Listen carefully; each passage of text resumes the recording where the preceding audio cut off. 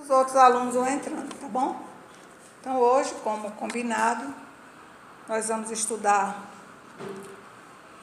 parte da obra do Nicolau Savichenko, dando uma atenção especial ao livro principal dele, que é o Literatura como Missão, que é um livro que tem um impacto muito grande na historiografia brasileira, que é muito citado e que gerou dezenas de livros, centenas de artigos dentro dessa direção de pesquisa que foi pensada e construída pelo Nicolau Savichenko no final dos anos 70 e concluída em 1981.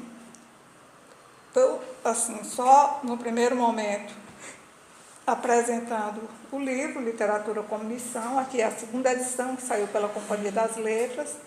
A primeira edição foi pela Brasiliense e, por muito tempo, esse livro ficou praticamente fora de cartaz, em função daqueles problemas que eu falei para vocês na aula do Caio Prado, de que tinha havido problema na herança, e isso gerou, assim, praticamente uma década ou mais de paralisação das atividades da Brasiliense. Mas quando o Nicolau foi fazer a segunda edição, ele já fez na Companhia das Letras, e essa edição ela é a última, mas ela é porque ela vem sendo só reimpressa, eles não fizeram a terceira edição, é a segunda que vem sendo reimpressa desde, acho que 2000 e...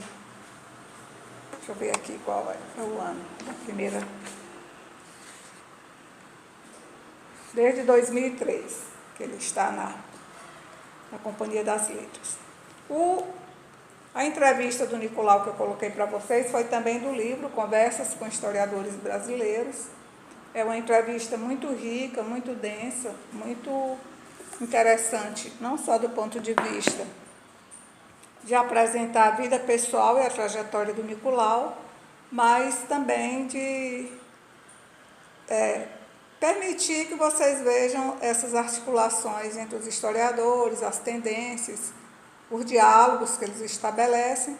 E, por último, o Nicolau faz uma espécie de balanço das transformações que estão acontecendo no mundo e na historiografia em função dessa revolução tecnológica dos anos 80 e 90, especialmente dos anos 90, que é marcado por aqueles aspectos que eu já me referi em uma aula passada.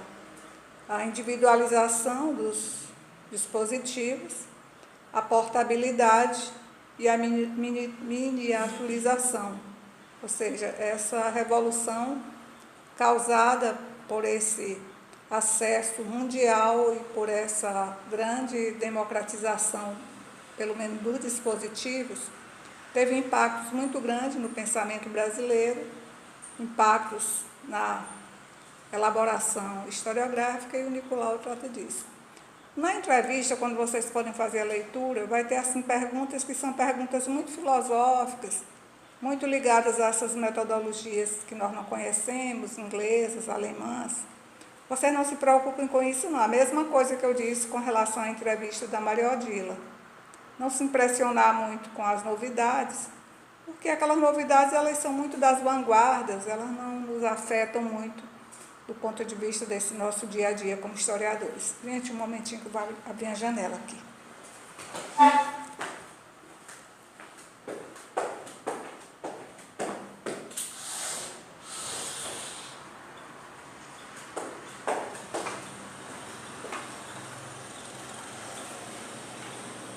Bom, então, assim, com relação ao Nicolau, eu vou falar só duas linhas sobre a vida dele. Ele nasceu em 1952, ou seja, ele é praticamente todos os grandes historiadores do Brasil hoje nasceram nesse ano. Meu Deus, eu estava fazendo a contabilidade, quase todos. Deu um ano muito bom para a historiografia. Aqui nós temos Alcides, nascido nesse ano de 52.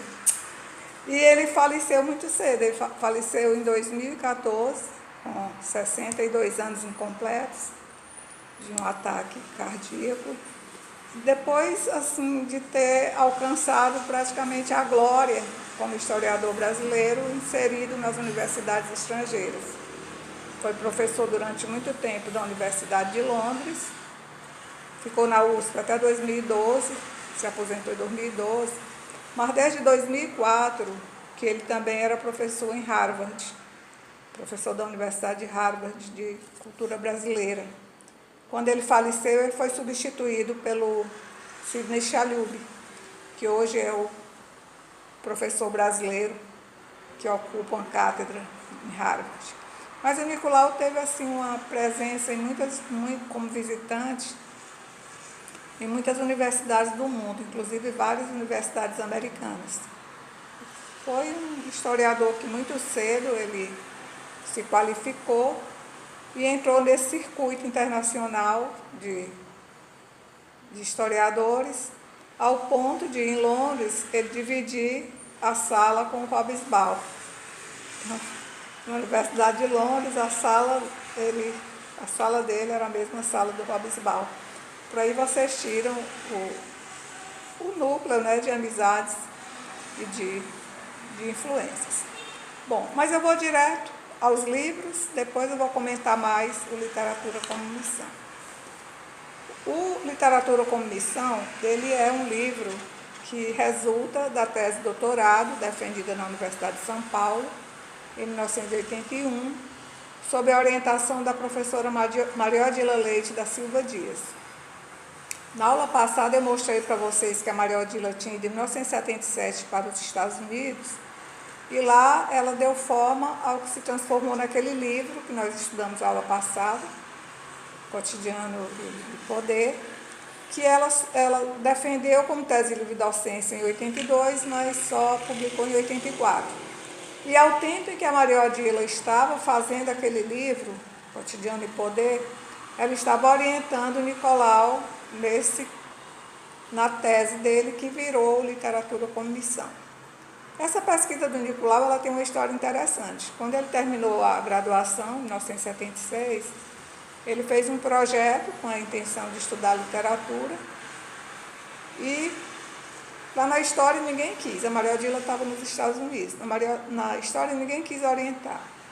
Foi para a parte de letras, ninguém quis orientar. Foi para a sociologia da literatura, ninguém quis orientar. Ele andou nos 4 espaços da Universidade de São Paulo, até que quando ele chegou no último, o professor que recusou o projeto disse, não, fique no seu departamento mesmo, procure fazer esse trabalho articulando mesmo com a sua área de formação, que é a história. Ele voltou e ficou esperando a Maria Odila voltar dos Estados Unidos, que a Maria Odila, digamos, se comprometeu com essa orientação. Então, Literatura como Missão, ele está sendo elaborado ao mesmo tempo do Cotidiano e Poder, embora seja a Maria Odila orientadora e ele o orientando.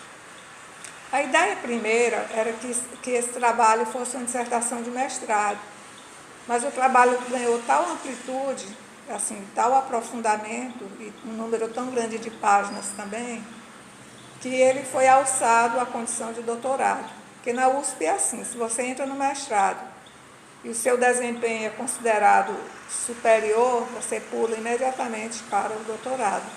Eu conheço muitos historiadores que não fizeram mestrado, fizeram direto o doutorado, porque lá na USP tem essa possibilidade, dependendo da performance que o aluno apresenta. Então, esse livro, assim, um comentário geral sobre ele, é que eu considero que ele é praticamente um livro já da virada historiográfica, antes da virada. E eu vou explicar o que é a virada historiográfica. Do meu ponto de vista, é aquele momento, 85, 86, em que a historiografia brasileira ela começa a ganhar uma forma bastante afastada, bastante diferente do que era aquela historiografia tradicional que nós íamos estudando. Até o, digamos, Fernando Novaes, que eram as grandes sínteses, as grandes perspectivas teóricas que eram seguidas a partir dos modelos europeus. Era aquele grande interesse em mostrar uma identidade brasileira única, uniforme, mostrar processos gerais do Brasil, mostrar todo o território brasileiro, mostrar de maneira sintética uma história do Brasil una e inteiriça. E nos meados dos anos 80, a gente já vai perceber que há mudanças nesse modo de fazer história, já há alterações nos interesses dos historiadores, na maneira como eles elaboram seus objetos, como eles recortam os seus temas, elaboram os seus problemas.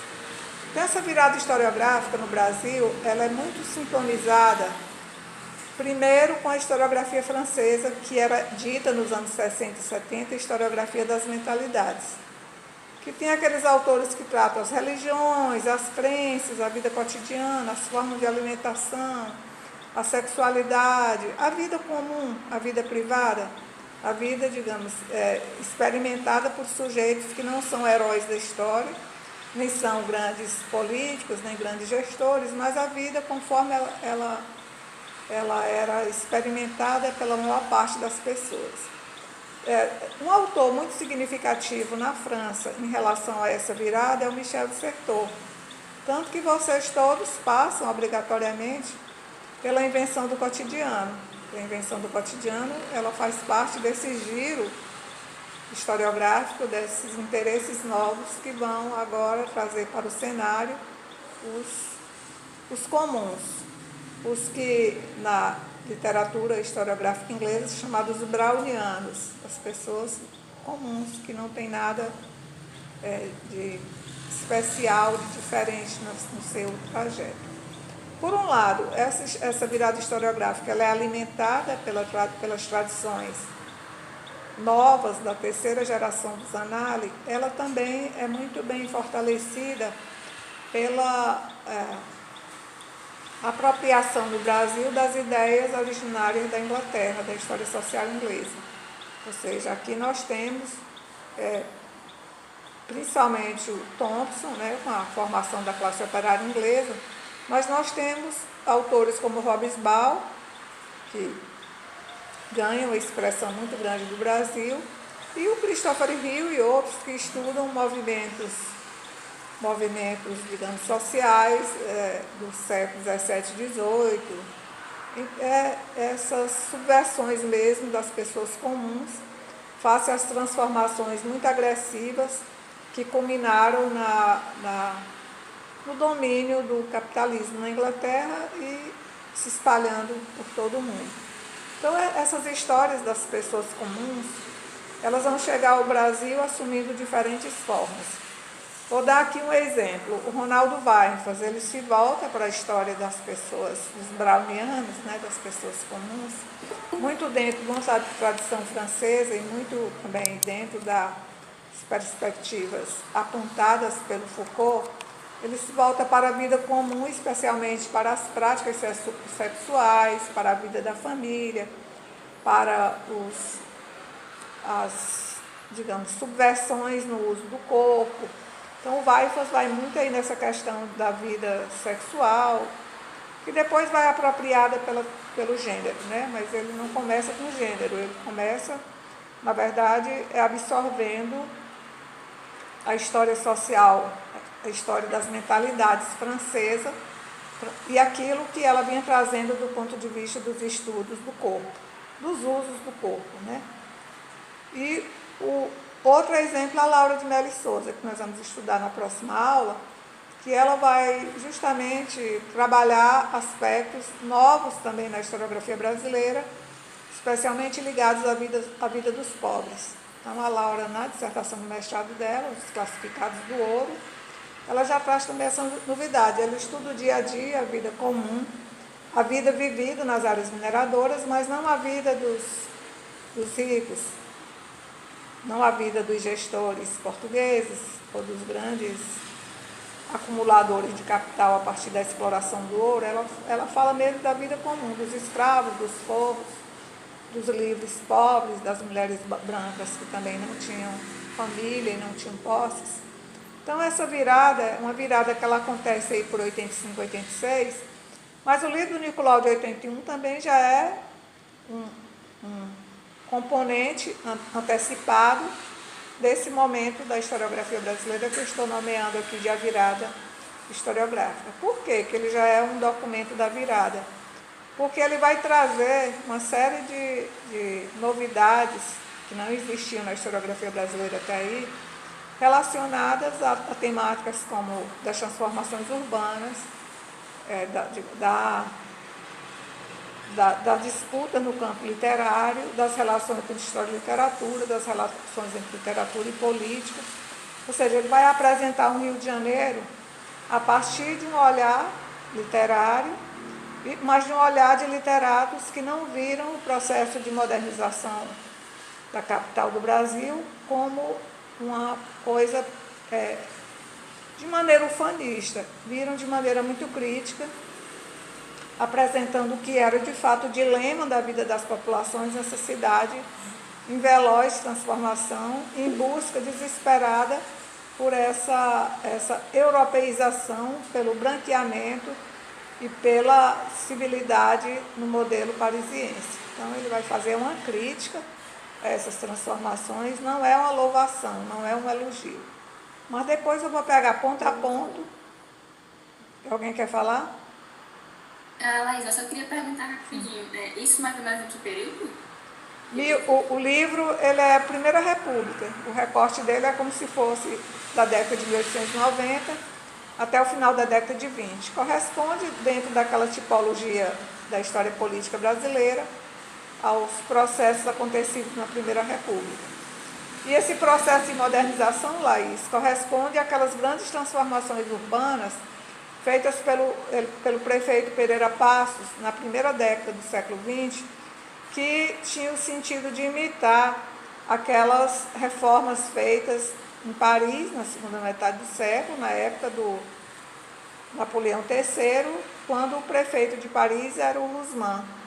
Aquela Paris de hoje, que é uma Paris que se sobrepôs à Paris colonial que não era, né? A Paris barroca, a Paris do passado, e criou aquele cartão postal. Então, a intenção dos gestores no Rio de Janeiro, mas eu estou botando o Rio de Janeiro só de maneira exemplificativa, porque era no mundo todo isso, certo? De São Petersburgo a Nova York, a Buenos Aires. Havia essa política muito agressiva de embelezar as cidades, de saneá-las, de separar os pobres dos ricos e de criar verdadeiros cartões postais, que eram cartões postais que imitavam essas grandes avenidas, os grandes bulevares, os edifícios franceses, dentro daquele modelo, que é o modelo próprio da segunda metade do século XIX. Mas eu vou trabalhar de maneira detalhada com esses aspectos. Em 1984, Nicolau Savicenko lança um livrinho chamado A Revolta da Vacina, Mentes Insanas em Corpos Rebeldes. Esse livro foi lançado pela Brasiliense, naquela coleçãozinha que eu falei para vocês, Primeiros Passos, que essa coleção ela tinha um sentido político de levar o conhecimento à grande massa, de fazer livros que eram quase de graça, quase sem lucro para a editora, e que tinha um papel educativo dentro daquela perspectiva do Caio Prado Júnior, como comunista, como militante, de fazer o povo pensar, de propiciar a leitura e a reflexão acerca do Brasil. Esse livro ele tem uma edição nova, que hoje está na Amazon por R$16,90. Está bem barato hoje, porque você sabe que o preço oscila. E eu tenho a impressão que essa edição atual é da Unesp, mas não tenho certeza, não olhei a editora, mas é um livro bem interessante, porque ele vai justamente, na Revolta da Vacina, mostrar a insubordinação do povo carioca quando o governo brasileiro impôs a vacina. Então, assim, por mais que o Oswaldo Cruz esperneasse, falasse e fizesse orações, o povo do Rio de Janeiro se insubordinou e fez uma verdadeira guerra mesmo na cidade, uma guerra civil, recusando essa vacinação em massa e alegando diferentes motivos para recusa dessa vacina. Então, o Nicolau fez esse livro, já foi tipo um subproduto do Literatura como Missão. Ele fez esse livro, A Revolta da Vacina, que é muito citado, é muito lido, E também, como é quase um livro de bolsa, é muito barato, ele é muito utilizado nas universidades. Final dos anos 80, começo dos anos 90, Nicolau se dedica, passando parte do ano em São Paulo, parte na Inglaterra, dando aula na Universidade de Londres. Ele se dedica a uma pesquisa, agora não sobre o Rio de Janeiro, mas sobre São Paulo nos anos 20, uma pesquisa em que ele vai mostrar essa relação entre cidade, cultura e poder, mas agora em São Paulo, não mais no Rio de Janeiro, como é o caso da Literatura como Missão. E esse livro ele foi lançado em 1992, Orfeu Estático na Metrópole. Eu imagino que vocês já tenham visto esse livro com Alcides, com algum outro professor na área de cidades ou de política, não sei. Mas aqui é a tese de livre docência que ele defendeu na USP em 1992. Então esse livro ele não teve o mesmo sucesso do Literatura como Missão, ele foi muito criticado também, o Literatura como Missão foi muito criticado, mas é uma verdadeira obra-prima em que o Nicolau estuda a cidade de São Paulo, basicamente tomando como fonte principal a literatura modernista e a poesia, tanto a poesia, digamos, voltada para a cidade de São Paulo, como a poesia de muitos estrangeiros que lá residiam, como um francês muito famoso, chamado Blaise Cendrars, é um dos principais examinados nesse livro.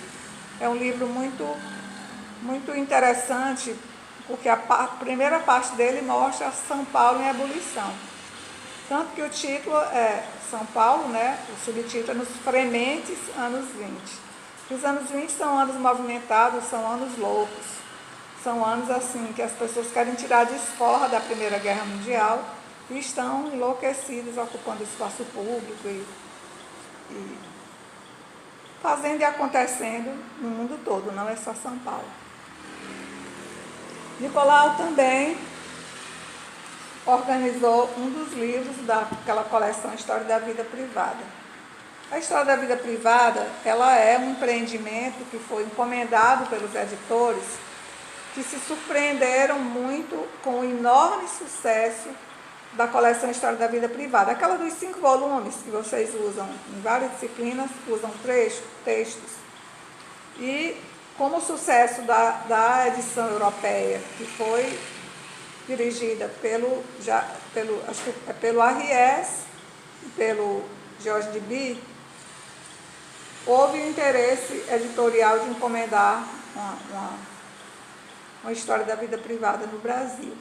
Quem dirigiu essa coleção foi o Fernando Novaes, e a coleção tem 4 volumes, e ele determinou, assim, o diretor de cada volume. Um dos volumes foi dirigido pelo Luiz Felipe de Alencastro, outro foi dirigido pela Laura de Melo Souza, e esse aqui, que é o volume 3, foi dirigido pelo Nicolau Vicente. Aqui a introdução é feita por ele, essa introdução é muito usada também em sala de aula, e o último capítulo. E aqui dentro do livro tem mais 6 capítulos, que são capítulos, isso aqui também é sobre a Primeira República, esse volume.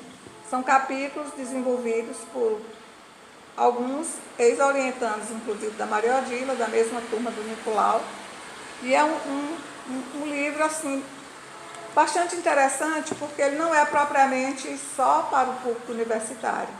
Qualquer pessoa que lê essa coleção da vida privada no Brasil acha interessante, acha convidativa a leitura, porque há muitas ilustrações, a escrita é muito simples para atingir o público culto mesmo, e é bacana. Mas, assim, do meu ponto de vista, a história da vida privada no Brasil, ela chega nem ao chinelo da história da vida privada feita na Europa, daquela coleção dos 5 volumes, que ali é uma coleção extraordinária. Bom, em 2000, o Nicolau escreveu esse livro aqui chamado Pindorama Revisitada, Cultura e Sociedade em Tempos de Virada. Esse livro é interessante, ele tem 4 capítulos. Aqui foi um convite de uma tipo uma ONG, que trabalha com direitos humanos, com ecologia, com ambiente, que resolveu fazer uma coleção, digamos, chamando a atenção para essa transformação da cultura e da relação do homem com o mundo mais amplo e a necessidade de defender esse mundo. E o Nicolau, ele fez esse livro da seguinte maneira: ele pegou alguns artigos bem interessantes que ele havia publicado no estrangeiro, especialmente em revistas estrangeiras, especialmente nos Estados Unidos e na Inglaterra, e ampliou os artigos, transformou em capítulos. Então, 2 capítulos dialogam muito com a historiografia brasileira do Sérgio Buarque de Holanda, com os viajantes do século XVI, XVII e XVIII. É quase como se fosse assim, uma apresentação da história do Brasil nos primeiros séculos, à luz dessa cultura mais globalizada de hoje, dessa cultura mais contemporânea. É uma releitura mesmo da história do Brasil nos primeiros séculos. Os 2 últimos capítulos já são bem modernos, no sentido de que o Nicolau retoma as questões que são muito importantes na trajetória dele, que são as questões relacionadas à vida na cidade, as transformações dos núcleos urbanos, essa vocação que parece não ter limite de transformação do mundo em grandes cidades e quase que eliminação da população do campo. Então ele flagra esse processo e ele vai estudar as cidades brasileiras do ponto de vista dessas grandes transformações que são, em boa medida, resultantes da incorporação tecnológica na produção, da alteração no campo, da mecanização.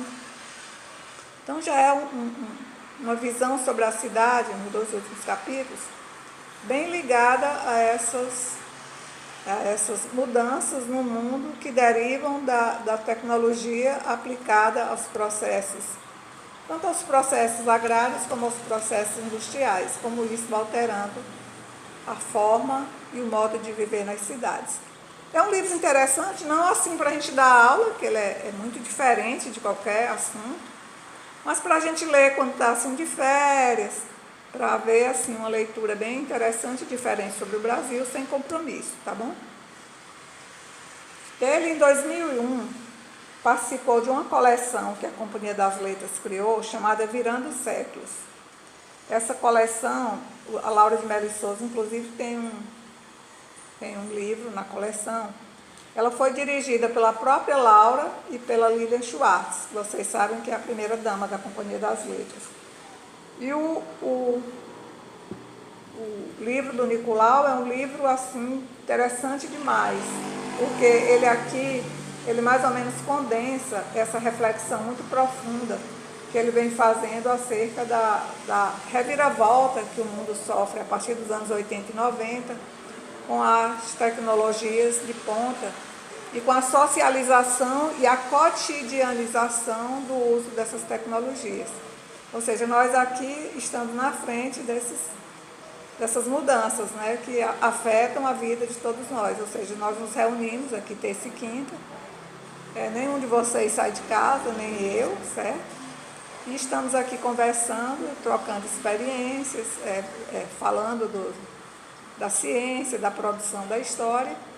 Isso porque a tecnologia moderna, ela possibilitou a invenção desses dispositivos, como o notebook, certo? E as formas de encontro, de interação, que elas não são necessariamente acontecidas com as presenças físicas. Ou seja, ele vai justamente tratar da grande revolução que acontece no mundo, como altera o tempo, altera o espaço, e as relações do tempo no espaço, e como essa mundialização propiciada pela tecnologia, ela vem afetando a sociedade, a cultura, as subjetividades, os modos de a gente estar presente na sociedade, na cultura, no mundo e na nossa própria casa. Então, é um livro bastante provocativo. Ele é de 2001, mas ele foi pensado nos anos 90, porque o Nicolau ele trabalhava assim o tempo todo articulando literatura, tecnologia, certo? Avanços científicos, o que a gente nomeia hoje como globalização, mundialização da cultura. Ele tem os temas que lá pela entrevista vocês vão ver qual é o gosto dele. E também que são temas bem diferentes, são temas assim bastante inusuais na historiografia. E cada vez que o Nicolau lançava um livro, que ele já faleceu, né, em 2014, toda vez que o Nicolau lançava um livro era assim um furor pela expectativa das novidades que ele trazia. Bom, visto esse panorama geral, eu vou falar um pouco mais sobre o livro Literatura como Missão. Certo? Vou olhar aqui a garganta.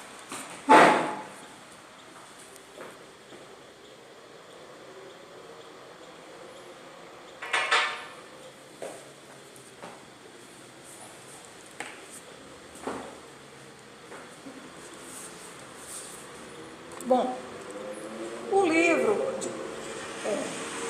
ele traz muitas novidades.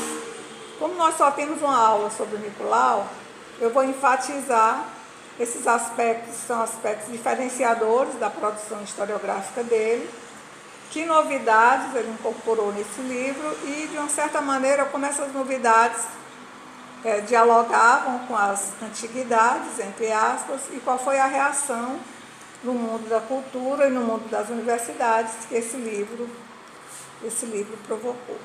Uma primeira novidade do livro do Nicolau é o uso intensivo de milhares e milhares de matérias de jornais, ou seja, é o uso da fonte hemerográfica, que no final dos anos 70, começo dos anos 80, não era muito habitual entre os historiadores.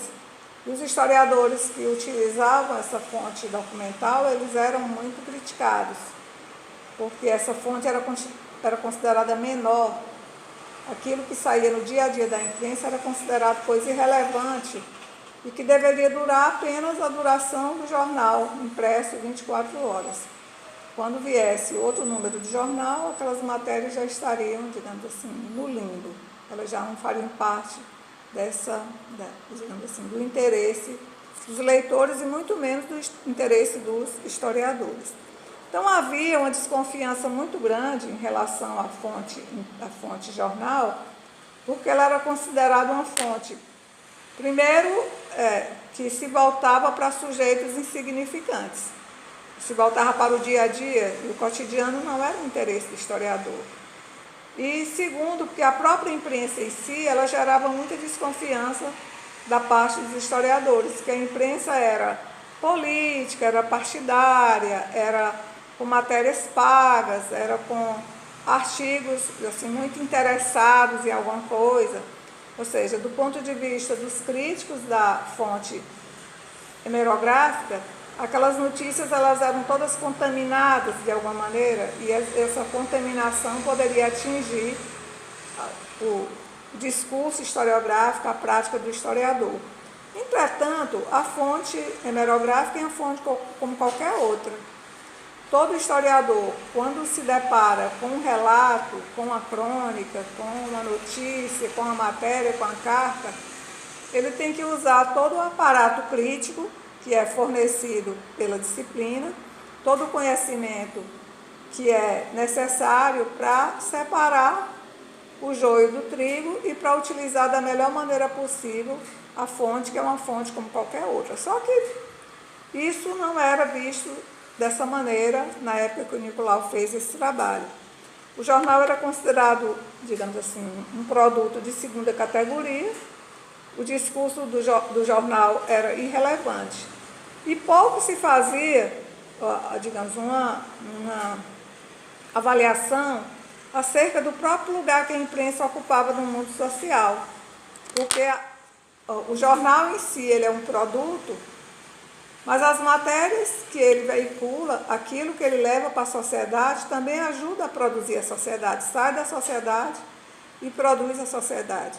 E a imprensa, desde o século XIX, a gente pode dizer que ela foi um dos principais agentes que possibilitou a própria modernização e a própria reflexão acerca da modernidade. Ou seja, a imprensa é um produto moderno e é também uma forma de interferência na constituição, na construção dessa sociedade nova, desses valores novos, desse novo modo, digamos assim, de ser das sociedades ocidentais.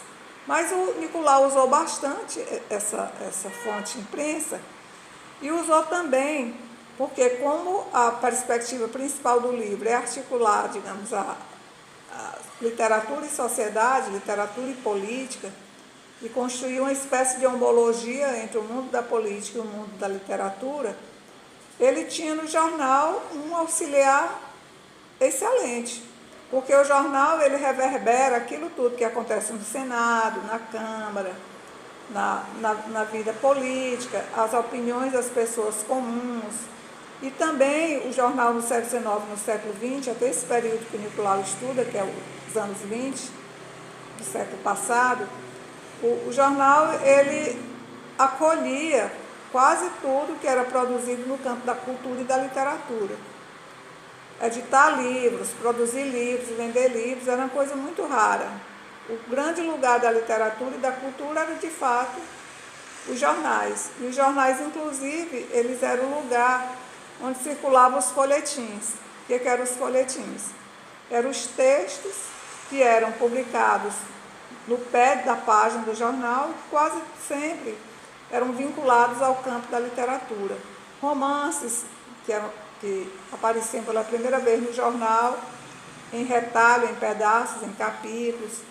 E o jornal era, digamos assim, de uma riqueza extraordinária para se compreender o que era a cultura, o que era a literatura, o que era a vida cotidiana, o que eram os desejos, os sofrimentos, os problemas, que eram os problemas do dia a dia nas sociedades onde esses jornais circulavam. Então, a fonte talvez maior, fora a literatura propriamente dita do Nicolau, no livro Literatura como Missão, é a fonte hemerográfica. E ele teve que responder durante muito tempo pelo uso desses materiais, porque ele usou muito cedo esse tipo de material. Hoje não, hoje a gente já faz dizer, não, só jornal não, vá para os manuscritos, vá para as caixas dos arquivos, bote memórias, bote textos impressos, porque se tornou até uma espécie de febre hemerográfica hoje entre os historiadores, mas não há 40 anos atrás, mais de 40 anos atrás, 45 anos, quando ele começou a fazer esse trabalho. Então, o primeiro ponto seria esse uso, que não era convencional, das fontes hemerográficas. Outro aspecto muito importante no livro Literatura como Missão diz respeito à questão da modernização e da modernidade, que ele vai flagrar a partir das transformações urbanas do Rio de Janeiro, desde a proclamação da República até os anos 20.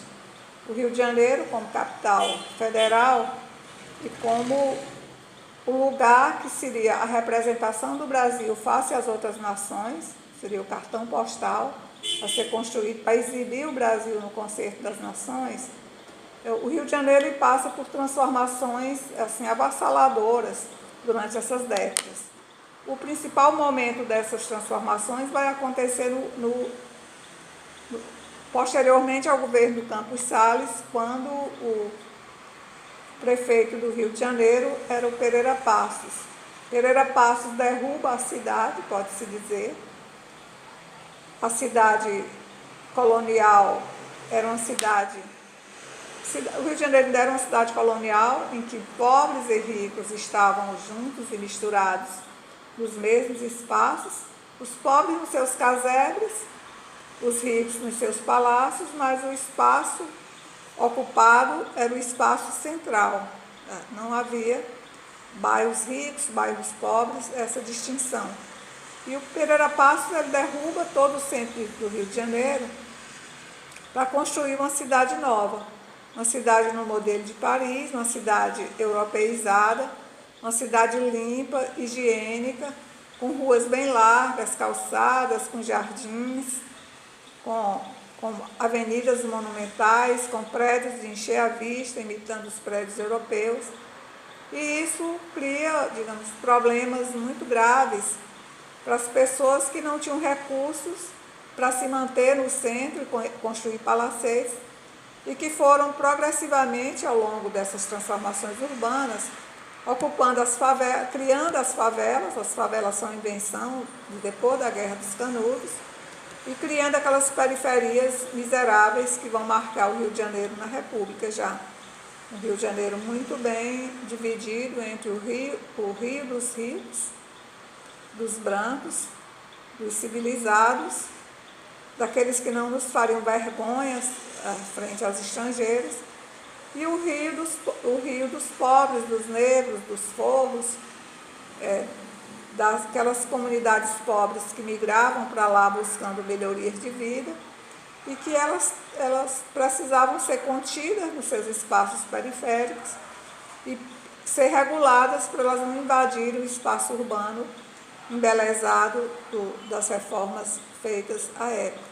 Então, o Nicolau ele vai ser um estudioso da modernização aqui entendida como conjunto de transformações na infraestrutura, nas cidades, na prestadora de serviços, naquilo que era alteração no campo material, no campo físico, no campo estrutural, e que decorria em boa medida de duas coisas: a apropriação das novas tecnologias, por exemplo, os trens, a navegação a vapor, a abertura de estradas já com maquinários.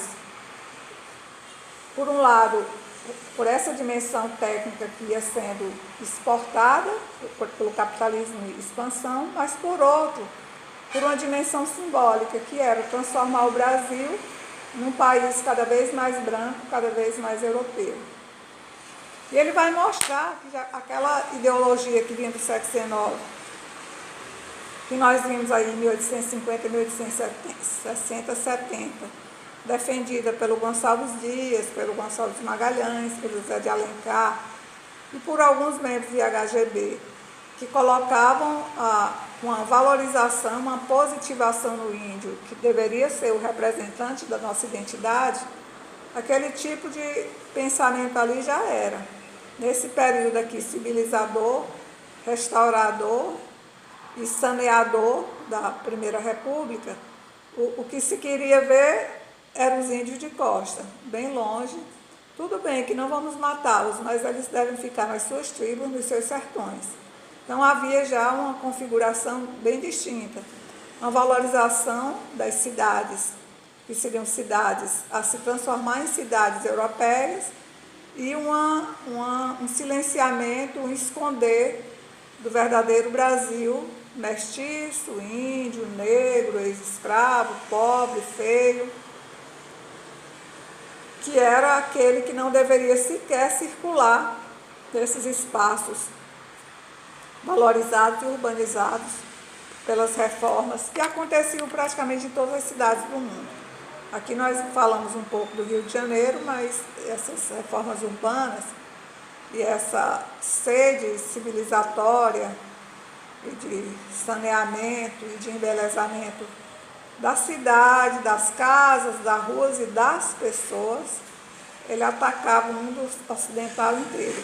Não era uma coisa que era específico da França ou específico do Brasil. Era um modelo, digamos, de intervenção nos espaços, na vida das pessoas, que tinha ganho uma expressão muito grande a essa época.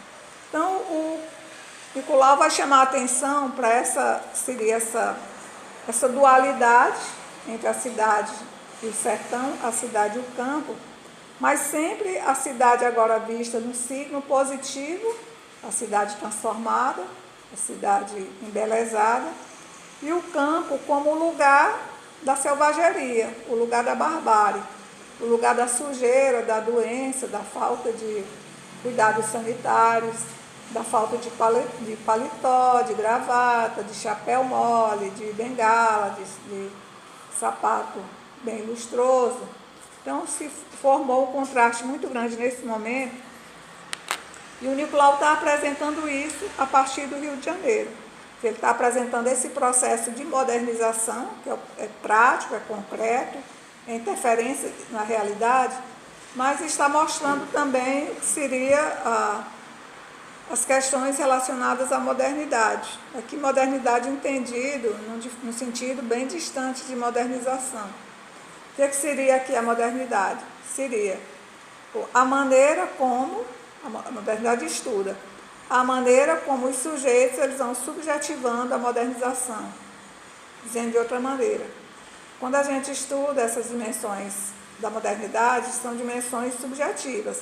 É como cada um de nós se posiciona em relação às transformações modernizadoras.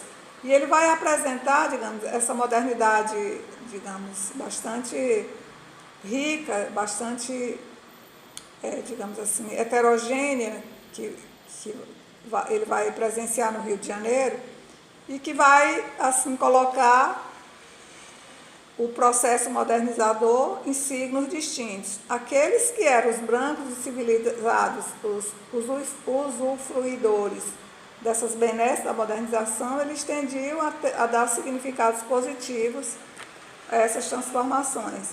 Mas quase toda a população, a grande maioria da população, já significava essas mudanças de uma maneira bastante distinta, bastante diferenciada, ou seja, o olhar de quem pode fazer palacetes e morar e fazer palacetes para alugar, mas aquele que teve seu casebre destruído, foi expulso de uma pensão do centro, deixou de habitar um lugar que era próximo do seu trabalho e foi destinado a periferias e a favelas, eles veem o processo modernizador como um processo não só de exclusão, mas um processo bastante perverso de transformação para pior da vida da maior parte das pessoas.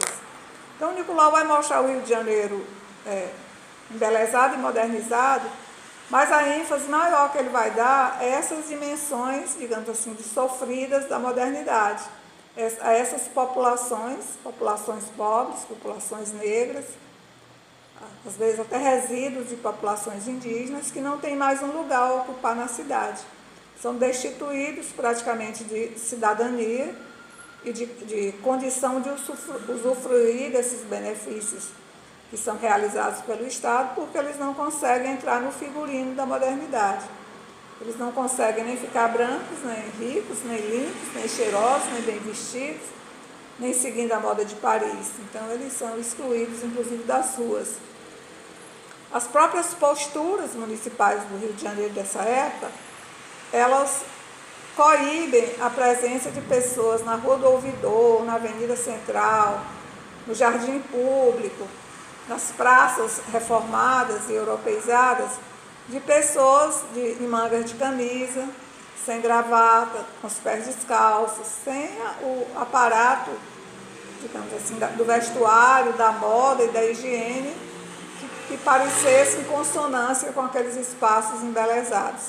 Então, o Nicolau vai apresentar as transformações urbanas do Rio de Janeiro, mas sempre nessa dupla perspectiva. As transformações que visaram a destruição da cidade antiga e a construção de uma nova cidade, mas todos os impactos que essas transformações causaram na vida das pessoas, especialmente dos pobres, especialmente das pessoas comuns. Então, o primeiro capítulo dele é um capítulo que ele aborda essas três temáticas. A temática da cidade, que é uma temática nova, porque até aí, os anos 80 e até quase os anos 90, cidade não era assunto de historiador. Cidade era assunto de geógrafo. Então, os grandes estudos, as grandes interpretações, as grandes análises sobre as cidades, tanto do ponto de vista teórico como do ponto de vista das cidades reais, elas eram feitas pelos geógrafos.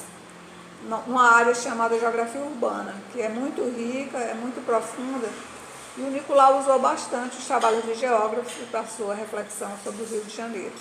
Então, esse tema é um tema novo. Aqui mesmo, entre nós na história, o primeiro historiador a trabalhar com essa temática de maneira mais direta foi o Alcides. A tese dele é de 1999. E é uma tese que ela, de uma certa maneira, ela dialoga com Literatura como Missão, do Nicolau Savichenko, porque depois que esse livro foi citado, praticamente todas as cidades brasileiras tiveram um historiador que se interessou em fazer uma pesquisa similar para a sua própria cidade. Foi o meu caso, que fui para São Paulo fazer o doutorado e decidi fazer um trabalho que fosse na linha do Nicolau, que é o Literatura como Missão. Quer dizer, eu tive intenção de fazer, o trabalho é bem diferente do dele, mas é filho dele, é filho desse livro, na intenção, na vontade, porque as fontes e as histórias são diferentes, os livros saem mesmo distantes daquilo que a gente imagina que será. Mas o Alcides,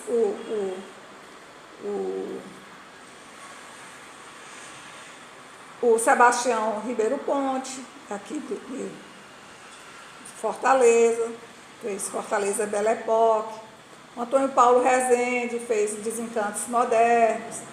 E praticamente para todo lugar do Brasil tem alguém que fez um livro seguindo essa perspectiva aberta pelo Nicolau de estudar a cidade a partir desses conceitos de modernidade e modernização, que são conceitos que foram bem trabalhados nos anos 80 e que resultaram em lançamentos de livros aqui no Brasil, como o livro do Marshall Berman, Tudo que é Sólido Desmancha no Ar.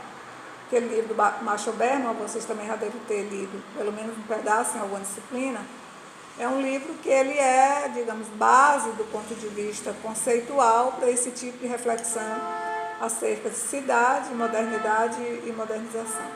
Então, outro diferencial do livro do Nicolau é trazer isso para o campo dos historiadores, fontes e temáticas.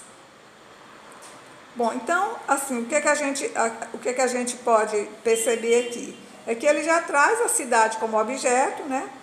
E essa cidade como objeto não apenas à luz da história brasileira, mas numa perspectiva comparativa, vendo o que estava acontecendo em outras cidades do mundo e comparando, digamos assim, e elucidando a maneira como a expansão capitalista, seus valores, suas estéticas, essa ênfase no aburguesamento do mundo, vai tendo ressonâncias aqui e em outros lugares do mundo. Porque qual era o desejo? O desejo era, na verdade, que o Rio de Janeiro fosse chamado, como Buenos Aires já se chamava, Paris nos trópicos.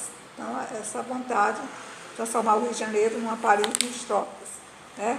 E que, do ponto de vista dos críticos dessas reformas, essas reformas elas eram reformas inúteis, do ponto de vista do benefício para a população, e elas traziam embutidas em si uma perspectiva de civilidade, uma civilidade compulsória. Você é obrigado a se civilizar, a se banhar, a se perfumar, a se vestir bem, a ter sua casa limpa, a higienizar o seu espaço.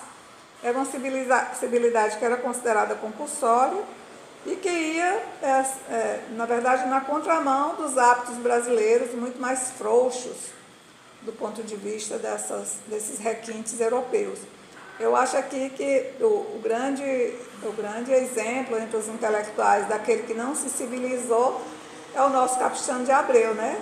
Que eu falei na aula dele que ele tomava banho, talvez fosse até nu, no quintal, entendeu? Numa bica, de gamela, o que fosse, ele não estava nem aí para um banheiro interno, para essas coisas que eram coisas muito novas e muito burguesas.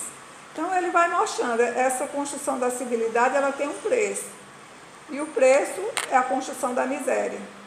Construção, tentativa de silenciamento, de esconder, mas na verdade uma reverberação da miséria, que era a principal variável dessas cidades modernizadas no Brasil. Outro aspecto muito novo do livro Literatura como Missão é o que diz respeito às relações entre história e literatura. Quando o Nicolau fez esse livro, nem existia essa área, História e Literatura. Você sabe que hoje é assim, você trabalha em que área? História e Literatura, História e Imprensa, História e Cidade. Tudo é coisa nova, de menos de 40 anos, esses arranjos dentro do universo historiográfico, e dentro dos nossos lares, e dentro dos interesses de vocês em fazer monografia. Então, vocês chegam para nós, professora, eu quero fazer em História e Literatura, quero fazer em História e Imprensa, para o Alcides, quero fazer História e Cidade. Mas tudo isso é novidade, e essas novidades foram trazidas aqui no livro do Nicolau. Por que que isso era novidade? É porque até aí havia uma divisão bastante rigorosa, bastante rígida, fronteiras bem delineadas entre o que era história, produto feito pelos historiadores, e o que era literatura feita pelos literatos. Romances, novelas, contos, poesias, etc. Por quê? Porque o suposto era que o historiador trabalhava com as realidades, com os acontecimentos, com aquilo que de fato aconteceu. Aquilo que aconteceu e ficou registrado nas fontes, que ele, digamos, recuperou através das fontes, usando todo um arsenal metodológico, toda uma erudição para lidar com esses materiais, e o produto elaborado pelo historiador, ele teria um espelhamento, uma sintonia com o real acontecido. Ou seja, a narrativa do historiador, que pedia retórica, ou seja, escrita, discurso, e prova. Ou seja, se você, outro historiador, for atrás lá naquele documento, vai achar aquilo que o historiador disse, vai compartilhar ou não a interpretação. Mas o trabalho do historiador é um trabalho em consonância com o real acontecido e que exigia teoria, metodologia, fontes, erudição, retórica e prova. Era um trabalho bastante bem definido, bastante delineado do ponto de vista dos materiais de análise e do ponto de vista da apresentação dos resultados. Qual o trabalho do literato? É um trabalho caracterizadamente como um trabalho de invenção, um trabalho, digamos, com liberdade de criar. Evidentemente que a liberdade de criação de todo mundo, ela está enraizada no momento que a pessoa vive, na sua cultura, no seu tempo. Mas tem também as escritas distópicas, que não é o caso a gente falar. Mas o literato, ele tem essa liberdade. Ninguém vai querer que um literato prove que aquela personagem, digamos, agiu daquela forma por isso. Quer dizer, não tem esse contrato de verdade entre a escrita literária e o leitor.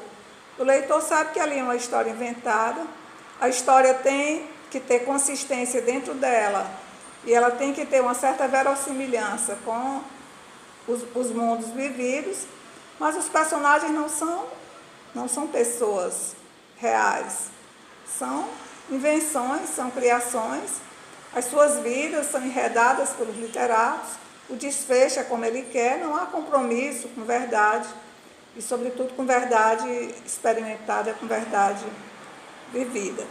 Portanto, ficção e história eram dois redutos separados, não se misturavam, e se alguém misturasse ficção na história, estava errado, estava incorreto. E o que o Nicolau vai fazer? Ele vai fazer, digamos, uma espécie de heresia também aqui, que é tomar a literatura como fonte para a história, é transformar as histórias escritas, especialmente por Lima Barreto e Euclides da Cunha, em fontes que ele vai acionar para compreender melhor a história do Brasil nesse recorte da Primeira República. A história do Brasil nesse âmbito das relações entre escritores e sociedade, né? Entre literatura e sociedade. Então ele vai, assim, chamar a atenção, vai chamar para si muitas críticas, porque ele não separou os dois gêneros. O gênero história é uma coisa, o gênero literatura é outra. E ele, pelo contrário, ele foi tomar romances, novelas, contos, poesias, crônicas, como lugares em que a história acontecia, que ele podia acionar para interpretar essa esfera da literatura e sociedade, e esse tempo da história do Brasil, que é a Primeira República. Então, esse uso da literatura como fonte, que também não era comum gerou um universo de muitas desconfianças com relação a esse livro. Porque aqui eu vou fazer uma notinha de rodapé para dizer que o Nicolau ele era muito ressentido, porque ele sofreu muito bullying na época que ele estava elaborando esse trabalho, e depois ele foi muito criticado por colegas das pós-graduações, por colegas professores, por conta, digamos assim, dessa abordagem que ele fez da história do Brasil. E ele só teve o reconhecimento do trabalho quando ele publicou, em 1983, ele levou a tese debaixo do braço, falou com o Luiz Schwartz, que era, já até expliquei uma vez para vocês na aula do Caio Prato, que ele era a pessoa responsável na Brasiliense por ler os livros e indicar para publicação. Ele era tipo assim, fazia a seleção dos originais no exterior e no Brasil. E o Luiz ficou muito animado com o livro, sugeriu a publicação e a publicação saiu em 83, na Brasiliense. E o sucesso foi imediato. O Nicolau ganhou vários prêmios, assim como tipo intelectual do ano, e ele foi muito realçado, muito valorizado nas instituições legitimadoras, como a Academia Brasileira de Letras, a Academia Paulista de Letras, nesses espaços que são os espaços que dão a legitimação ao trabalho, especialmente no campo, digamos, mais amplo da cultura. E o livro foi assim uma febre, um best-seller, foi, como eu falei, imitado em todo o Brasil. E o Nicolau se tornou, com 31 anos, assim, um dos maiores historiadores brasileiros, muito rapidamente. Mas ele na USP mesmo, eu fui aluna dele, havia como se fosse uma divisão. Os Nicoletes, eu era Nicolete, é claro, né, dá para ver. E aqueles que eram anti-Nicolete, tinha os apelidos, os seguidores dos professores, os alunos, os colegas colocavam logo os apelidos. E ele tinha muitos fãs e muitos críticos. Eram dois times em relação a isso. E o time dos críticos, eles criaram, desde que o Nicolau defendeu essa tese, uma espécie de frase acusatória e debochativa sobre o livro. Eles não chamavam literatura como missão, não. Eles chamavam literatura como omissão. Por quê? Porque nos anos 70, nos anos 80, como eu falei para vocês, havia assim, um patrulhamento ideológico muito grande, tanto da direita como da esquerda. A direita pressionava, prendia, matava e arrebentava a esquerda. E a esquerda matava, arrebentava simbolicamente aqueles que não eram da esquerda. E a esquerda não mandava matar, nem fuzilar, nem exilar, porque não podia, mas o controle do ponto de vista simbólico era muito grande. E esse apelido que o livro recebeu, Literatura como Omissão, tem muita relação com o fato de que o Nicolau era praticamente um estrangeiro e não era envolvido de maneira direta com os CEAs, com os sindicatos, com as instituições organizadas que fazem a política da esquerda, que era basicamente a política do PC e do PC, depois do PCdoB e do PT. Mas o PT vem depois, já vem em 80. Ele não pega muito isso, não. Então, mas essa política que vocês devem experimentar também aqui na universidade, os partidos se digladiando e as pessoas se confrontando e se agredindo, era muito forte nos anos 70 e nos anos 80, porque as pessoas eram obrigadas a estarem polarizadas, eu sou isso ou aquilo, ou aquilo. Não havia lugar para quem não estava interessado de maneira muito direta em participar desses eventos de natureza política. Então, o Nicolau sofria muito com isso. Ele é muito político, mas não é político partidário. Os trabalhos dele são amplamente políticos, mas não é PT, PCdoB, não é nada de, digamos assim, de partido definido. Ele não é partidário nesse aspecto. Então, isso mostra um pouco a recepção positiva do livro, no Brasil quase todo, e a recepção crítica agressiva mesmo que havia de parte dos professores e dos contemporâneos, estudantes e colegas do Nicolau com relação ao livro. Mas foi um livro que causou muita polêmica para o bem e para o mal, mas mais para o bem, porque é um dos livros mais citados entre os historiadores. Eu olhei agora um pouco antes da aula, o número de citações no Google Acadêmico é em torno de 3.000 citações, é muito. O Google Acadêmico, ele é uma ferramenta, vocês devem, acho que vocês consultam até mais do que eu. Ele é uma ferramenta que ela foi criada, eu acho que bem em 94, não faz muito tempo não, que lá concentra as informações acerca das citações feitas no mundo acadêmico dos livros e artigos. Então, 3.000 citações significa dizer 3.000 pesquisadores, de 94 para cá, eles citaram esse livro em dissertações, em teses ou em artigos científicos de revistas qualificadas. Então, ou seja, é a repercussão entre os pares, a repercussão de cada autor, de cada livro, dentro da sua própria comunidade especial de leitores. Então, é um livro muito lido mesmo. Porque eu esqueci nesse instante, mas toda vez que eu vou tratar de um autor, vou lá no Google Acadêmico olhar as citações. Então, as citações são assim. O livro mais citado no Brasil, que eu já vi até hoje, não é de um brasileiro. É o livro Vigiar e Punir, do Foucault. 35.000 citações no Google Acadêmico.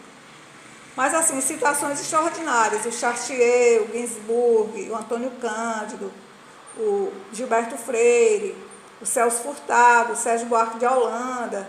Assim, são tipo 7.000, 8.000, 10.000, 12.000 citações.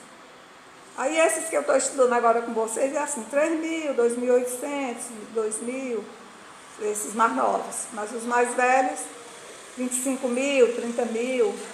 Também porque os livros estão há mais tempo e são realmente os livros considerados clássicos. Mas é interessante a gente observar, porque significa isso, a repercussão entre os pares. São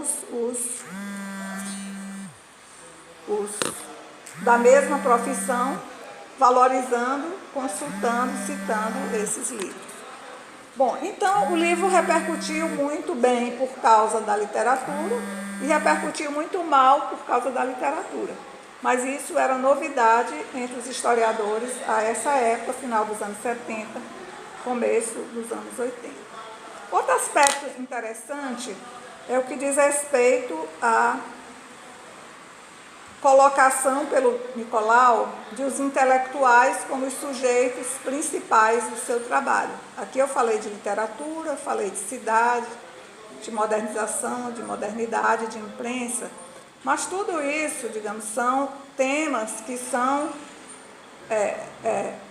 responsáveis por mostrar a temática principal, que é o desenvolvimento do campo intelectual, especialmente do campo literário no Brasil, durante esse período da Primeira República. Ou seja, o livro é basicamente sobre o mundo da literatura, sobre como a literatura dialoga com a sociedade, no sentido não só de ser um registro precioso, minucioso, exato, às vezes, do que era a vida social à época, porque a literatura, ela, nessa época, é uma literatura muito social, muito pragmática, se aproxima muito dos outros textos históricos, etc.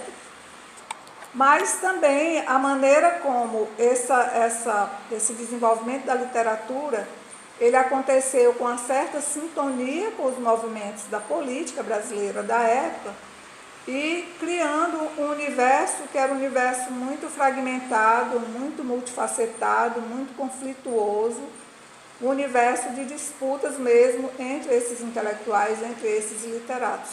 Então ele vai trazer o que seriam as clivagens, né, os cortes, as diferenças, as hierarquias que foram sendo construídas a essa época no mundo da literatura, e vai apresentar esse mundo para nós, analisando basicamente as obras do Euclides da Cunha e do Lima Barreto. O Euclides da Cunha e o Lima Barreto, por si só, eles já representam, digamos assim, modelos bastante distintos de inserção no mundo social, no mundo político e no mundo literário e na recepção das suas próprias obras. Eu vou começar falando um pouquinho do Lima Barreto. Lima Barreto, vocês já devem ter lido Clara dos Anjos, vários livros dele, que são livros, inclusive, que eu acho que caem no vestibular, né? Chama de vestibular aqui, que eu não sei mais nem como é que se chama. Bom, então, o Lima Barreto começa que ele é negro, e é quase imperdoável ser negro a essa época no Brasil. Vocês viram que a questão, digamos, da exclusão do ex-escravo, da exclusão do negro e a própria mudança no campo da valorização, desvalorização étnica vai fazer emergir nesse momento de forma ainda mais acentuada os racismos no Brasil e no mundo. O Lima Barreto, ele é um negro. Eu vi uma carta do Lima Barreto para o João Luiz Ferreira, que foi um governador aqui do Piauí, que estudou com ele no Rio de Janeiro, se tornou muito amigo, e como a família Ferreira era uma família muito rica, de uma certa maneira o João Luiz protegeu financeiramente o Lima Barreto em algumas circunstâncias. Aí ele dizia dele mesmo, sou mulato, sem disfarce e à vista de todos. Ou seja, num momento da história do Brasil em que os mulatos, especialmente se eles fossem um pouco claros, eles posavam de branco e eles negavam suas origens africanas, o Lima Barreto dizia, eu sou mulato, sem disfarce e à vista de todos. Vou dar aqui dois exemplos de grandes escritores que hoje são chamados de negros, porque mudou o conceito de negro, né? Hoje em dia negro é quem tem sangue negro mesmo, pouco, com o conceito americano, que era o Machado de Assis. Machado de Assis não tocava em questão de negro, de cor, de escravidão, ele não, assim, do ponto de vista subjetivo, ele não se autonomeava negro, não passava reto nessas questões aí de cor. A mesma coisa o Mário de Andrade e o Oswald de Andrade. O Mário de Andrade, ele não se assumia como negro, era claro, mas acho que ele era mulato, mas hoje chamam de negro. E o Oswald de Andrade ficava enfurecido, Gilberto Freire diz isso, quando alguém dizia que ele era de descendência negra. Ele, não, sou branco, sou italiano, sou português, ficava enfurecido. Mas é só para mostrar com esses exemplos o clima na Primeira República, no que diz respeito a essa exclusão de mestiços, do grande front, né, dos grandes acontecimentos nacionais. E o Lima Barreto, ele era mulato, ele era filho de um negro, que era funcionário do governo imperial, trabalhava, eu acho que na tipografia imperial, era mesmo empregado na época de Dom Pedro II, que idolatrava Dom Pedro II, que sofreu muito com a proclamação da República, inclusive perdeu o emprego. E o Lima Barreto, ele era um filho, digamos assim, sobre o qual o pai projetava o futuro da família. Ele era, tipo assim, criado, educado, protegido pelo pai para ser alguém que vai alavancar a família, tirar a família um tanto da pobreza e colocar num cenário, inclusive cultural, mais rico, mais significativo. Mas o que aconteceu com Lima Barreto? Quando o pai dele morreu, ele ficou sem condições de pagar o curso de engenharia. Ele estudava engenharia na Escola Politécnica, por isso é que ele conheceu o João Luiz Ferreira e fizeram amizade. E a escola era paga. Ele não teve, mesmo que não fosse, mas eu acho que era paga, ele não tinha como se sustentar apenas como estudante, porque ele não tinha mãe, o pai morreu e ele ficou com várias irmãs para ele cuidar. Irmãs que davam muita preocupação a ele, porque ele tinha muita consciência que naquele Rio de Janeiro turbulento, cheio de pessoas solteiras, de estrangeiros e tudo, e com um grande nível de prostituição, era muito frequente que moças negras e pobres, elas fossem seduzidas e elas entrassem para prostituição. E o Lima Barreto era louco, assim, psicótico, com essa possibilidade das irmãs caírem, né? Mas ele enfrentava problemas muito graves de dinheiro, porque o que ele sabia era escrever, fazer crônicas, fazer poesias, fazer contos, romances. E ele era muito crítico. A literatura dele falava a partir do pobre, a partir do bairro, a partir da periferia, a partir das questões que eram questões candentes, relacionadas ao sofrimento dessas pessoas excluídas a essa época. E os jornais não queriam. Os jornais, digamos, eles também tinham assumido aquele discurso do sorriso da sociedade. Ou seja, o que deve sair em jornal? Aquilo que é positivo, que é enobrecedor, que é civilizador, que ajuda a construir a ideologia da limpeza, etc., do branqueamento. E o Lima Barreto escrevia na contramão de todas essas temáticas, digamos, urbanas e civilizatórias. E ele não conseguia vender os seus materiais para os jornais. Ele sofria um preconceito muito grande, não só do ponto de vista da natureza da escrita dele, mas da natureza dele mesmo, seu corpo escuro, suas roupas, digamos, poídas, os sapatos que às vezes ele não tinha, e que muitas vezes ele não podia nem ir ao centro da cidade, porque não tinha como se deslocar e não tinha roupas adequadas para bater no escritório de um jornal.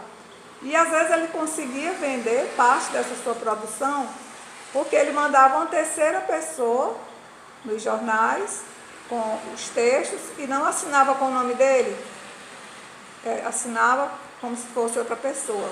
Então ele tinha uma vida miserável, uma vida assim, de muita pobreza, e ele foi adoecendo, ele era alcoólatra, ele foi se tornando cada vez mais alcoólatra, ao ponto de ele ter enlouquecido, assim como o pai.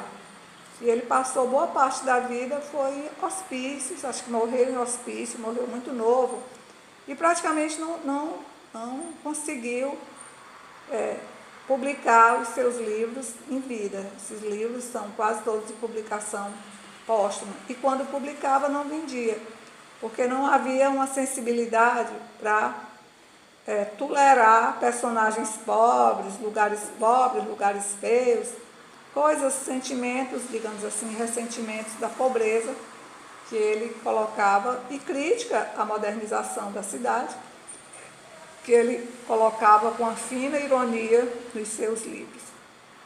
Então, o Nicolau se dedica a estudar esse autor, a sua obra, a maneira como na obra aparece o Rio verdadeiro, aparecem as pessoas, aparecem os dilemas, aparecem os sofrimentos impostos à cidade pelo processo modernizador, e ele vê isso também através da literatura do Lima Barreto. Mas ele se dedica também a estudar o Euclides da Cunha. No livro tem um capítulo para o Lima Barreto, outro capítulo para o Euclides da Cunha e um capítulo que ele compara os dois literatos. E ele vai mostrar também, digamos assim, o Brasil, um outro Brasil, que não o Brasil do Rio de Janeiro, o Brasil urbano, o Brasil dessa pobreza, digamos, que não dava para esconder da capital federal. Ele vai mostrar outro Brasil, que é o Brasil mais profundo, o Brasil dos sertões, sertões amazônicos, sertões do Mato Grosso, sertões sulinos, sertões nordestinos, que habitam os livros do Euclides da Cunha. O Euclides da Cunha tinha uma situação diferente do Lima Barreto, começando que ele não era negro, que ele era branco. Ele era branco, era engenheiro e era funcionário do governo federal. Ele era tipo, vou aqui fazer uma comparação, um marechal Rondon antecipado, certo? Mas ele não era militar, né? E agora que eu disse, eu estou em dúvida se ele era militar ou era civil, talvez fosse militar. Mas ele fazia um trabalho, digamos assim, de reconhecimento geográfico, histórico e cultural desses grandes sertões para fazer relatórios para o governo federal, para o governo criar infraestrutura, realizar políticas públicas que fossem necessárias e possíveis nesses sertões distantes.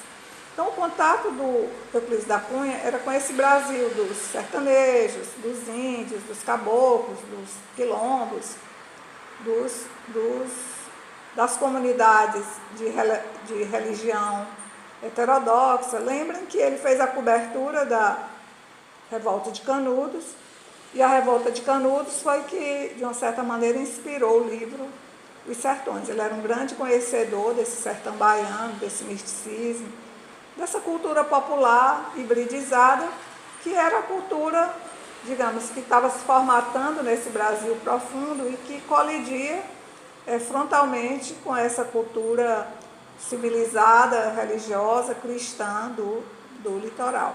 Então, o Euclides da Cunha, ele vai apresentar o trabalho dele, porque ele vai fazer primeiro tipo a abordagem de um, depois a abordagem de outro, depois ele vai pegar como se fosse algumas variáveis analíticas que ele elegeu, opiniões sobre a diplomacia externa brasileira, opiniões sobre a modernização, opiniões sobre os índios. Ele pegava temas que eram temas importantes e ia comparando aqui Lima Barreto e Euclides da Cunha.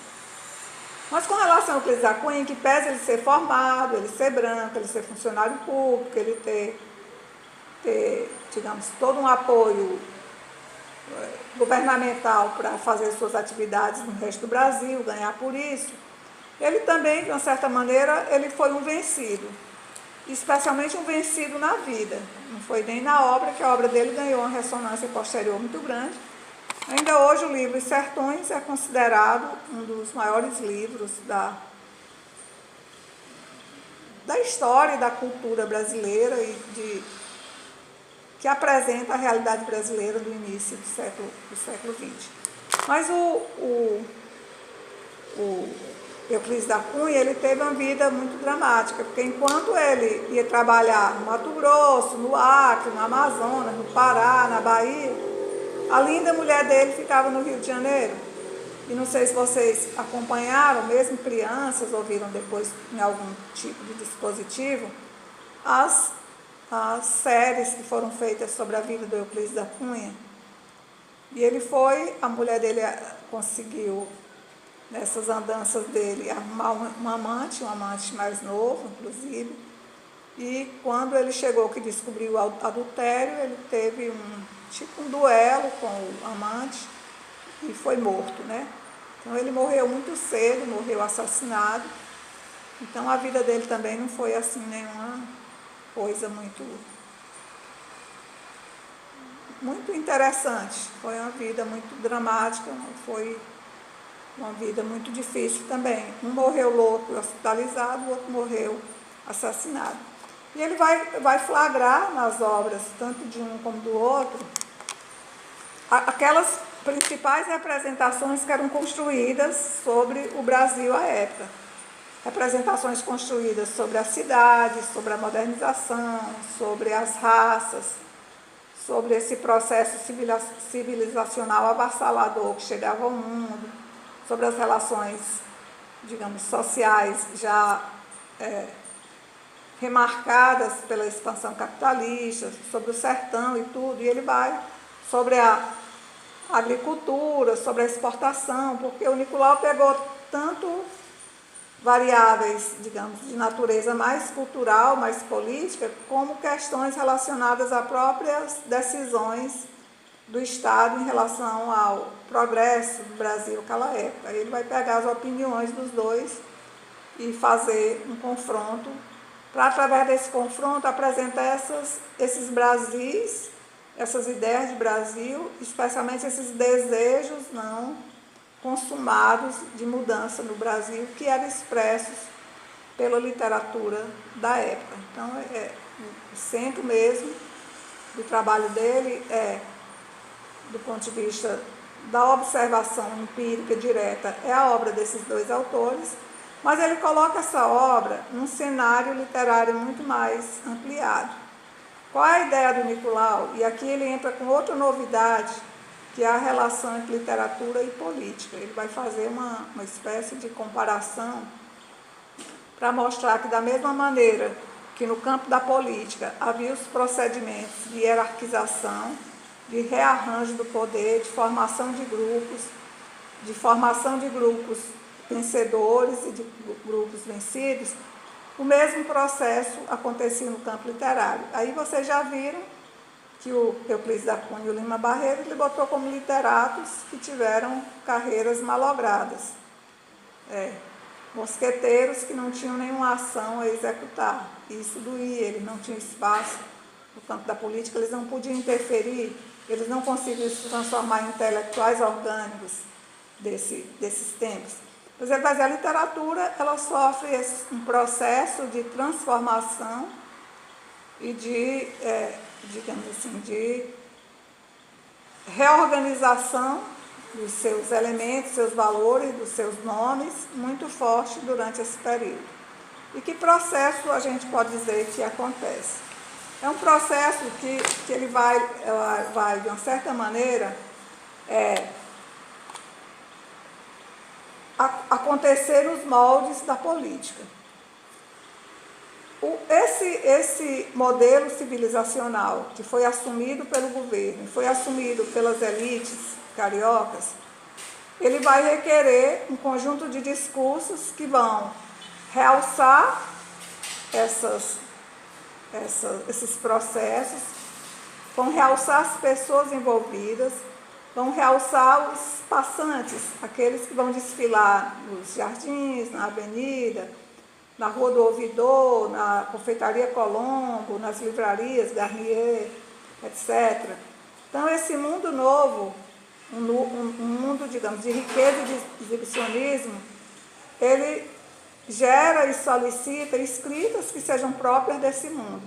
Ele vai dizer, muitos autores da época, escritores, cronistas, jornalistas, eles vão se tornar os cronistas desse mundo novo, desse mundo chique, desse mundo civilizado, e vão escrever para o gosto dessa nova burguesia e vão realçar nos jornais a presença desses novos burgueses. Então ele vai dizer, essa literatura ela teve muita aceitação, muitos mecenas, muitos consumidores e enriqueceu esses autores.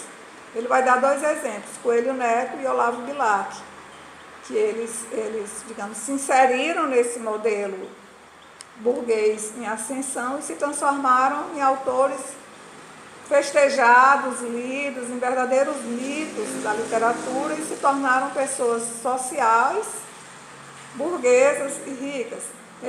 Nicolau diz, esse grupo de intelectuais vencedores, articulado ao poder e à riqueza, eles passaram a produzir textos que eram textos para o sorriso da sociedade.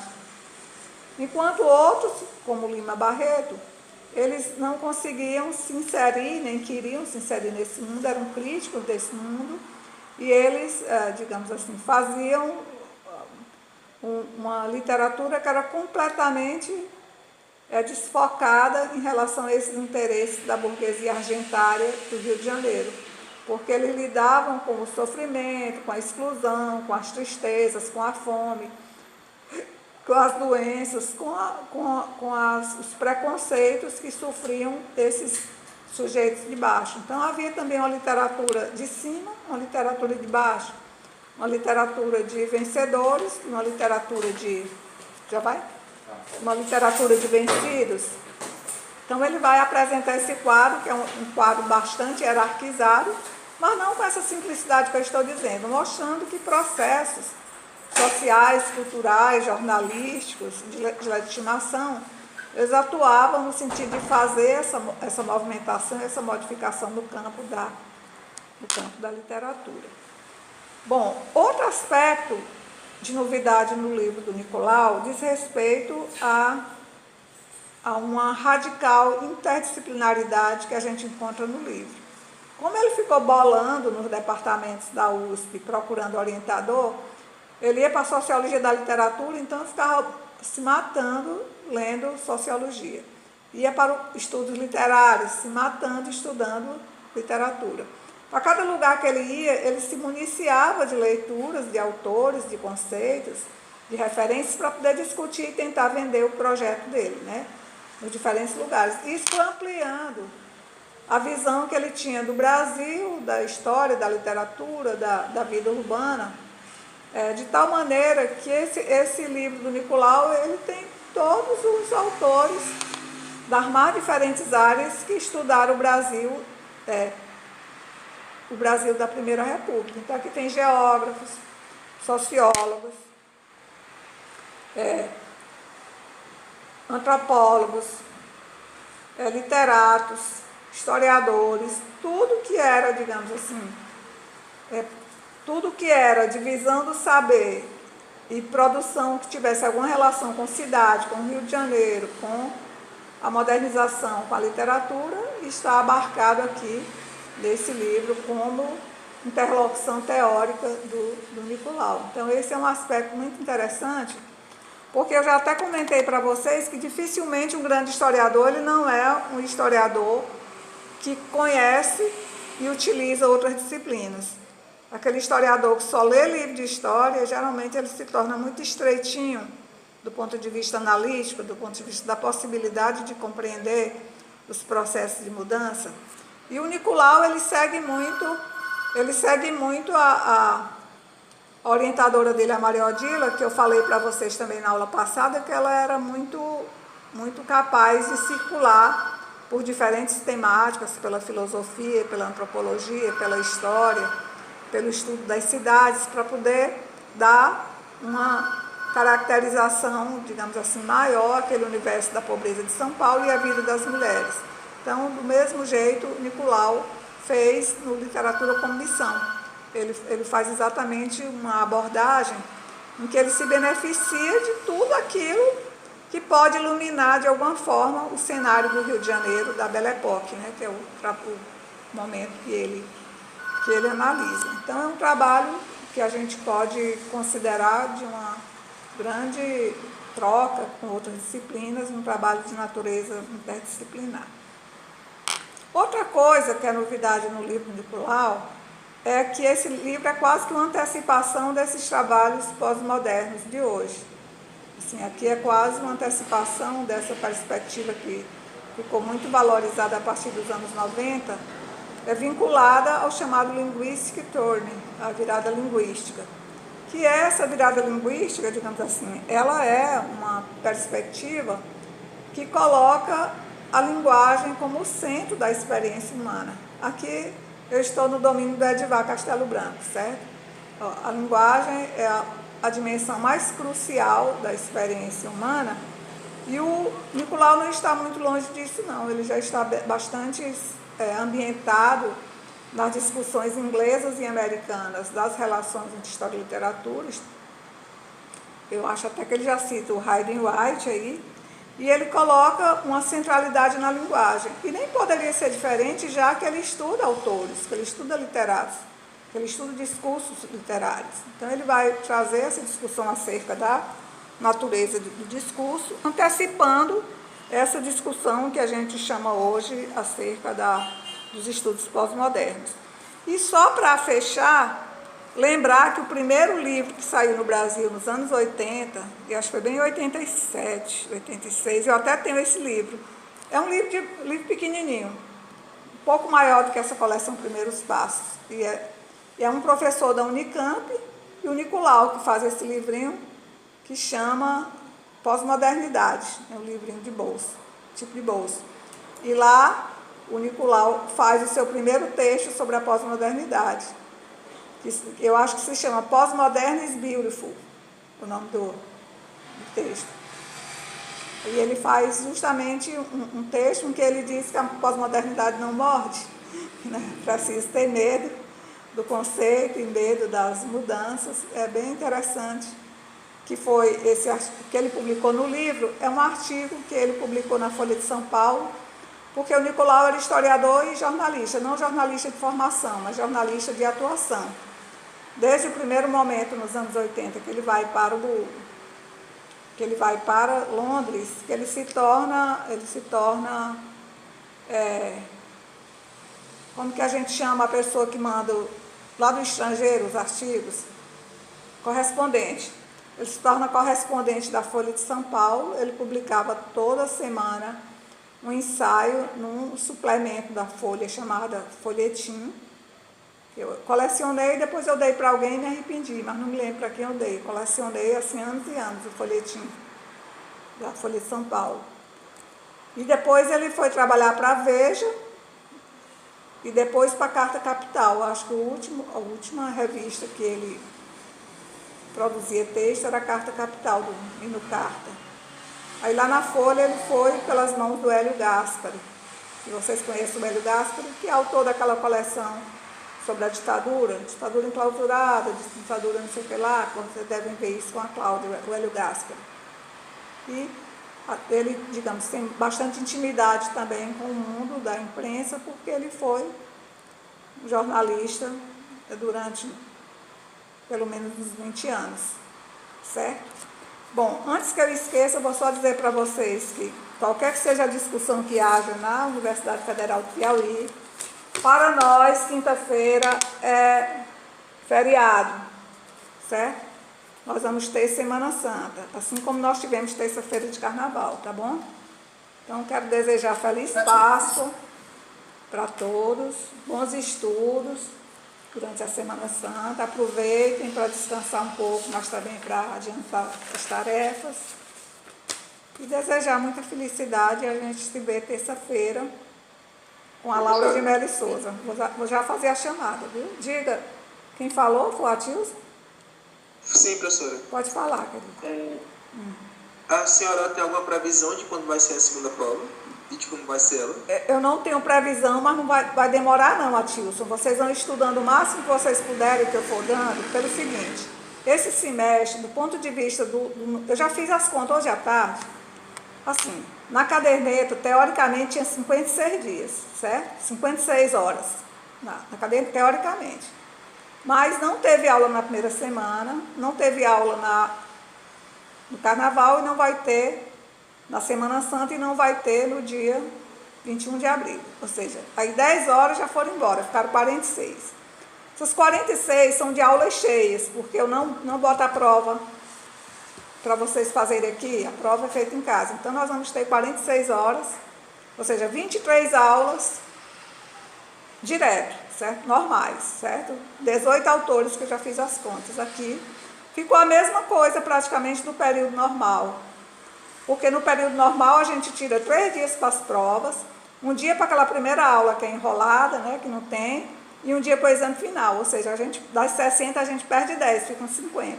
Então, nós já temos aí só 4 horas de diferença. Entretanto, como esses períodos eles são mais curtos, a gente fica com menos tempo também para fazer as avaliações. O que é que eu estou pensando, Atilson? O conteúdo da última aula não vai entrar, vai ser sobre a Sandra Pesavento, a última aula, certo?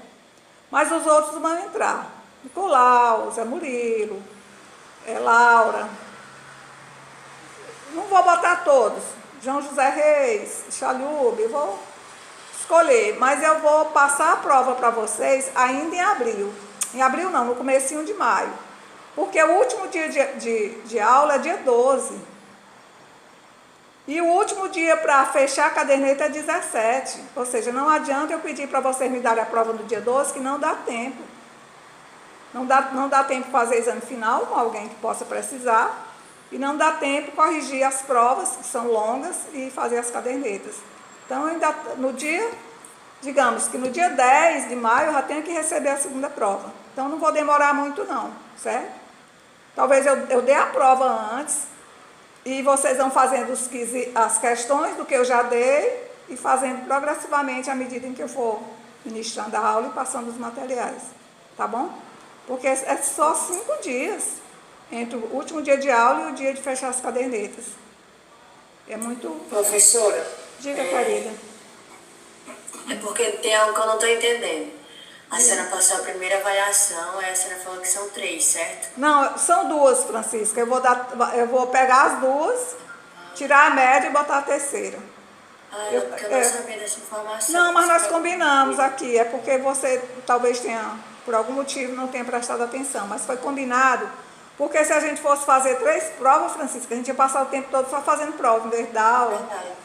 Acho que eu só esqueci mesmo. Em vez de dar aula, porque eu queria, e vou conseguir, se Deus quiser, do mesmo jeito que eu faço no presencial, fazer aqui, dar os mesmos autores, sem pular a gente, entendeu?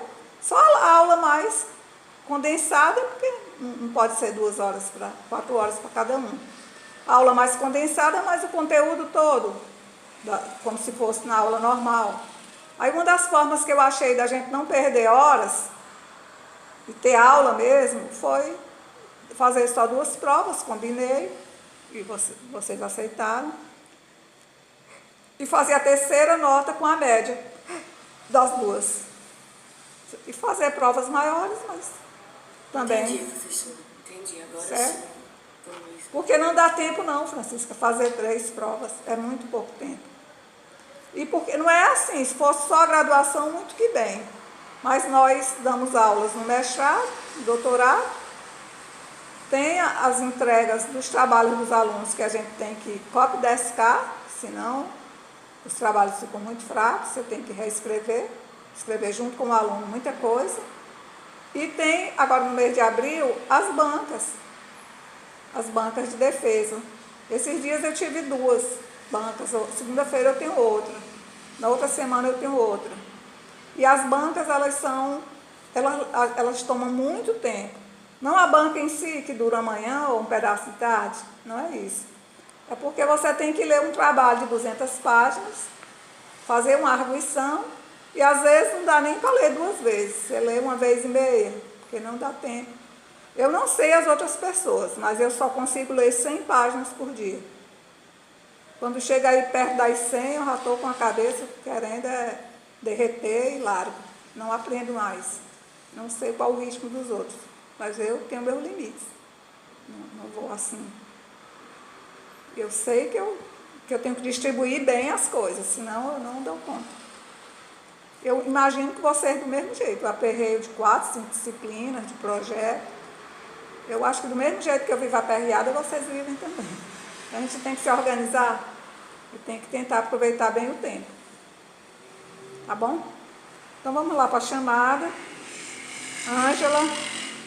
Gente, eu não prestei atenção aqui se alguém caiu e tudo. Eu estava aqui muito empolgada falando do Nicolau.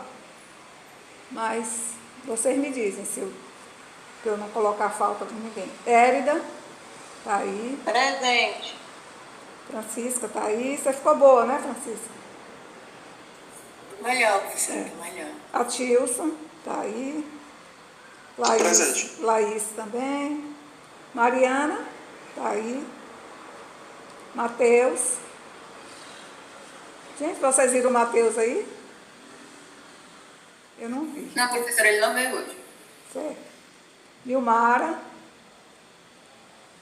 Nilmara também não entrou, né? Não tem. Eu não lembro da Nilmara aí, não. Rodrigo, tá aí. Presente. Luiz. Luiz está aí? Professora, presente. Certo. Pois então, gente, como eu falei, quinta-feira, vocês fiquem preparando aí o banquete de sexta-feira, certo? Rezem também. E a gente se vê terça-feira. Amanhã ou quinta eu coloco o material sobre a Laura de Melo Souza. Já escolhi o capítulo. E agora eu vou escolher estou baixando aqui umas entrevistas, que eu não quero botar uma entrevista muito grande da Laura, não. Porque a Laura está aí em tudo quanto fazendo live para todo lado, todo mundo sabe da vida dela, ela é muito midiática e está com 50 mil coisas no YouTube. Então, vocês não precisam muito de uma entrevista excessiva, não, porque a vida dela está aí à disposição de quem quiser pesquisar, tá bom? Então, boa noite, bom descanso para quem não vai ter aula, mas acho que vocês têm aula, né? E até terça-feira, bom fim de semana, boa Semana Santa. Boa noite, Boa noite, professora. Boa semana. Obrigada. Boa noite, professora. Bom feriado. Obrigada, querida.